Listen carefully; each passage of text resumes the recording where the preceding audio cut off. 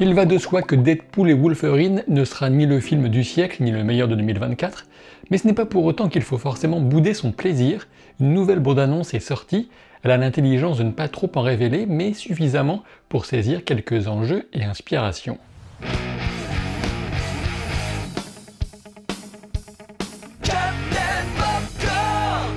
Évidemment, si vous souhaitez découvrir ce film sans rien en savoir à l'avance, ce type de vidéo n'est pas du tout faite pour vous. Soyez prévenus donc sur de probables spoilers, même si je pense qu'on a de la marge encore du côté des surprises. Un Logan de dos à un bar, voilà une image qui évoque des souvenirs, des échos, que ce soit de la scène de First Class où le personnage Rambart à Xavier et Magneto, ou dans la première image du teasing d'un futur jeu vidéo Wolverine. Depuis la première bande-annonce, on sait que Deadpool sera arraché à un triste quotidien par l'autorité des variations temporelles. On devine en effet qu'il a raccroché son costume de super-héros et qu'il vit séparé de Vanessa quand la TVA le commissionne sur une mission de la plus haute importance avec le destin de son univers en jeu, si ce n'est plus. Je dis son univers puisqu'on est encore et toujours dans un contexte de réalité parallèle ou encore de branches temporelles, ce qui est traité de la même manière apparemment dans le MCU. Deadpool vient récupérer cette version de Wolverine pour l'aider à sauver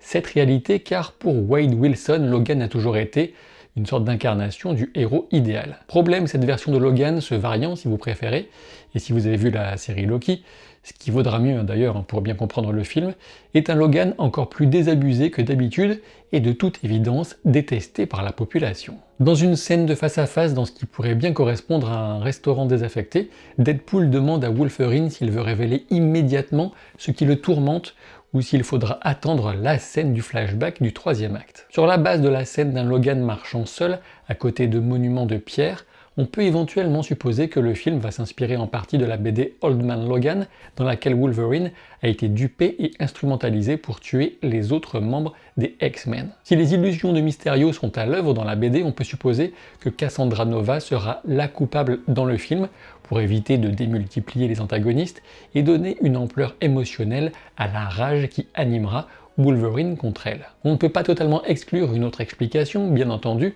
mais le bref affrontement vu dans ce trailer souligne combien Cassandra contrôle aisément les mouvements de Logan, sans compter que la télékinésie est loin d'être son seul pouvoir et qu'elle pourrait l'avoir contrôlé mentalement. En effet, son crâne couvert d'adamantium ne doit pas être confondu avec les propriétés spécifiques du casque de Magneto par exemple, et donc Logan n'est pas protégé. Pour rappel, Cassandra Nova est une sorte de jumelle du professeur Xavier, on peut résumer, une jumelle surnaturelle que le professeur avait vaincue avant même leur naissance, mais dont l'esprit surpuissant a survécu et a réussi à se rassembler un corps physique. Ça, du moins, c'est la version comics, on verra ce que nous explique le film à son sujet. Ce variant de Logan n'est donc pas celui qui est mort dans le film de 2017, même s'il semble évident maintenant, comme je le soulignais dans mon analyse du premier trailer, que Deadpool ira bien rendre visite à la scène de la mort de Logan qui se sacrifie pour sauver X-23. On peut même faire l'hypothèse que c'est en amenant ce Logan sur cette scène et en rendant donc hommage à ce film et à cette fin que Wade pourrait commencer à rendre à ce Logan sa confiance en lui et sa capacité à agir en héros. Dans la même lignée, on peut sérieusement supposer que parmi tous les caméos que proposera nécessairement ce film, qui va explorer des tas de films hors du MCU, celui de X-23 semble presque indispensable émotionnellement. Quoi qu'il en soit, le Wolverine que récupère Wade dans ce bar n'a qu'une seule envie, mourir, ce pourquoi il colle sa tête contre le canon du pistolet et sourit, suivant les instructions gravées sur la bouche de l'arme. Évidemment, le bar est tenu par des Canadiens, ou se situe carrément au Canada, on distingue un drapeau notamment.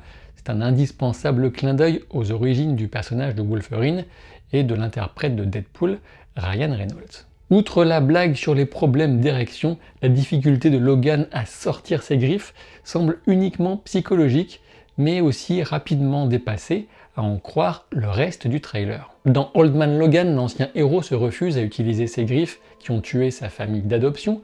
Reste à voir si une version light de ce blocage sera reprise dans le film. Une bonne portion du film semble se dérouler dans le néant, cette déchetterie de la fin des temps où se retrouvent les personnes et objets qui ont été élagués par les soldats de l'autorité de variation temporelle. Au-delà de l'embauche initiale par ce personnage nommé Paradox, et dans le rôle duquel on est forcément ravi de retrouver l'excellent Matthew Macfadyen de Succession, le rapport de Deadpool à la TVA reste flou puisqu'on le voit clairement massacrer certains de ces fameux chasseurs qui ont justement l'équipement pour élaguer.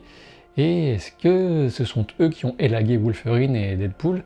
Ça reste à voir. Revenons dans ce néant qui offre un paysage apocalyptique avec une ambiance volontairement orientée Mad Max pour surfer très certainement sur la sortie de Furiosa qui arrivera avant ce Deadpool 3 d'ailleurs. Cassandra Nova règne sur un groupe de vilains ou d'anciens héros, leur base se situe dans le cadavre géant d'une version d'Ant-Man. En effet, ce n'est pas seulement la tête puisque le plan avec la progression d'Alios, cet inquiétant nuage de fumée à tête de prédateur, révèle l'entièreté du corps allongé avec les bras servant d'enceinte avant autour du crâne. Dans ce campement morbide et au service de Cassandra, on distingue, sans certitude, des personnages comme Pyro, Azazel, Callisto de X-Men 3, Lady Deathstrike, le Crapaud, ainsi que d'autres hommes de main non identifiés. Parmi les véhicules marquants, on a notamment une voiture qui semble être celle de Crâne Rouge du premier film Captain America bien sûr, mais qui arbore en bouchon de radiateur un emblème à l'effigie du casque d'Iron Man. Alors il s'agit peut-être d'une version de cette voiture bricolée par un variant de Stark,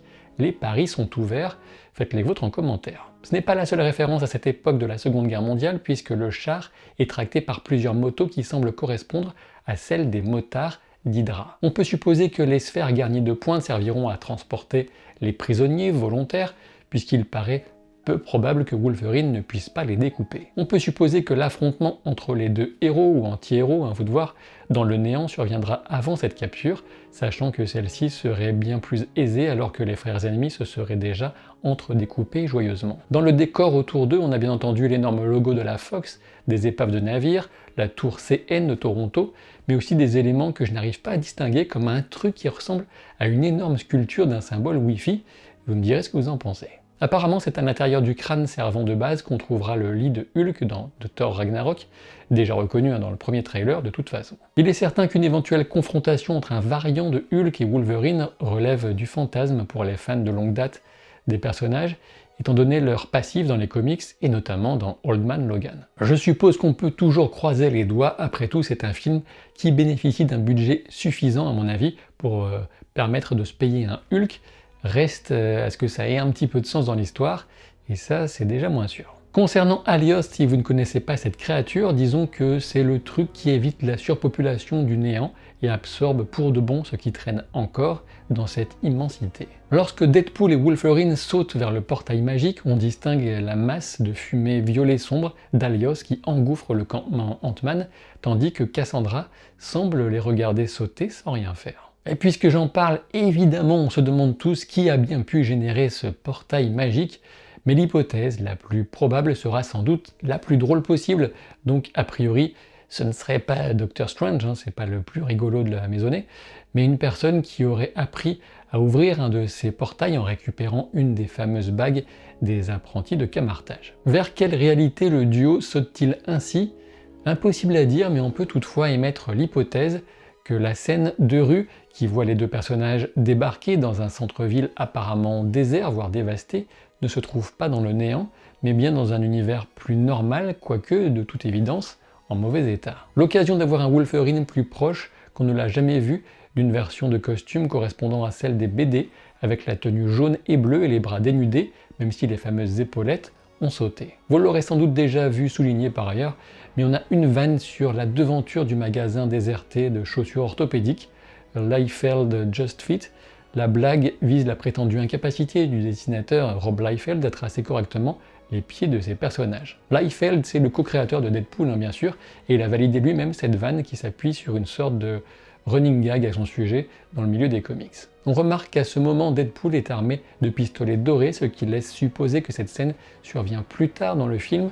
De toute évidence, il se sera rééquipé quelque part. On observe que les deux compères seront rejoints par Dogpool, une version de Deadpool en chien, ce qui laisse supposer que les personnages auront vraiment vu du pays avant d'en arriver à ce moment et de trouver ça complètement normal. On ne peut pas écarter la possibilité d'une Lady Deadpool, par exemple, sachant qu'on a des rumeurs insistantes au sujet d'une apparition de Taylor Swift dans le film, mais on ne sait pas du tout si c'est vrai, ni quel personnage elle pourrait incarner.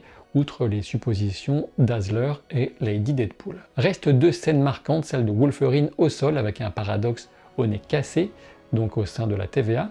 On a juste la confirmation que ce Logan n'a pas su sauver son univers, mais aussi que Deadpool et la TVA n'auront pas forcément des objectifs toujours convergents. Dans le prolongement thématique, on a ce plan d'un Logan hanté par la culpabilité qui confie à quelqu'un, hors champ, qu'il n'est pas un héros. Reste à deviner à qui il parle alors, sachant qu'en VF, le petit est genré au masculin, donc peut-être tout simplement Deadpool, mais méfions-nous néanmoins. Parmi les autres détails à mentionner, on a le côté road trip en break familial à moitié défoncé, ce qui pourrait sans doute correspondre au nouveau métier que Wade s'est trouvé, à savoir vendeur de voitures d'occasion. On a aussi l'escalier d'accès au crâne d'Ant-Man qui peut passer en mode lisse, comme s'il avait été prévu pour un accès en fauteuil roulant. Évidemment, la fin de la bande-annonce s'appesantit sur la vanne autour de la cocaïne que la VO nous indique comme interdite par Kevin Feige et la VF comme interdite par Disney. Ça enchaîne sur une référence à Frozen avec le bonhomme de neige qui rebondit sur une vanne déjà présente dans Deadpool 2. Reste ce choix musical Like a Prayer de Madonna. On peut sans doute faire le lien avec le rôle messianique que Deadpool s'était inventé dans un passage de la première bande-annonce en tant que Jésus de Marvel, mais aussi on peut voir ça comme un clin d'œil à la réponse enfin aux prières de Ryan Reynolds qui voulait voir réunir Deadpool et Wolverine depuis des années. Donc vous me direz en commentaire ce que vous en pensez. Quant à moi, je pense aussi à Like a Virgin de Madonna bien sûr, tant la rencontre entre Deadpool et son idole ressemble vraiment à une sorte de première fois, même si c'est le troisième film, et on sait qu'entre ces deux-là, on peut s'attendre à des pénétrations multiples. Comme je le soulignais dans mon analyse du premier trailer, je suis assez convaincu qu'on y entendait la voix de Tom Hiddleston, dans le rôle de Loki bien sûr, et il me semble plus que probable qu'il fera donc une apparition dans ce film. À ce sujet, il sera intéressant de voir quelle direction prend la TVA et comment ce film ouvrira vers les histoires à venir, notamment pour clore le délicat chapitre de Kang, et si possible proposer déjà autre chose comme les prémices de Secret Wars ou des 4 Fantastiques. Certains pensent cette bande-annonce vide, mais j'espère que c'est par bonne gestion du suspense, pour une fois. On sait bien que l'attente n'est plus ce qu'elle était pour les films Marvel, mais apparemment l'engouement populaire autour de ce film en particulier semble bien réel. Disney joue donc assez gros sur le coup. Aujourd'hui s'est terminée une excellente mini-série Shogun, qui était donc dans ma liste des séries à voir en 2024, et je vous en parlerai donc en vidéo. Je sais que certains d'entre vous me l'ont demandé en commentaire. Je vous recommande très chaudement Shogun avant que ma vidéo n'arrive. Et puis aussi demain, mercredi, sort Challengers avec Zendaya que j'ai pu voir en avant-première, et le film est bien intéressant, et je pense a priori que je vous en proposerai aussi une critique, une analyse en vidéo. Dites-moi si ça vous intéresse en commentaire. Je vous dis donc à très vite pour de nouvelles aventures. Salut!